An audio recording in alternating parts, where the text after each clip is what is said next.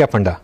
तो अनुज जी, I think United breweries, दो चीज। एक, आई थिंक जो इनकी ओवरऑल वॉल्यूम ग्रोथ रही है 8% रही है, जो प्रीमियम वॉल्यूम ग्रोथ रही है has been even better compare to the overall market growth.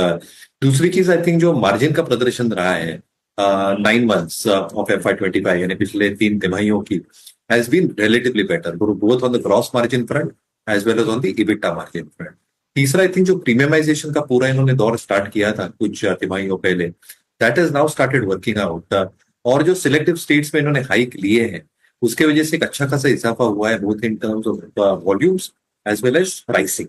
Obviously दो स्टेट्स इंक्लूडिंग तमिलनाडु में थोड़ी दिक्कतें और अटकलें लगी थी, बट मुझे लगता है, I think uniformly over the next few months as well there should be some uniform price hikes that happen अलग कुछ स्टेट्स में भी, जो टॉप लाइन को और मार्जिन को एक अच्छा खासा सपोर्ट दे देगा। Last but not the least, I think जो एक्सपेक्टेशन हम मान के चलते हैं इन terms of add spends, in terms of the other qualitative parameters, जो बॉटम लाइन है EPS ग्रोथ को एक एक सस्टेनेबल वे में ग्रो कर सकता है, I think that is looking very very stable as we speak. And as we enter into the hottest months, मुझे लगता है, आई थिंक जो नेक्स्ट 2 क्वार्टर्स रहेंगे, ये यूबेल के लिए बहुत शानदार रह सकते हैं।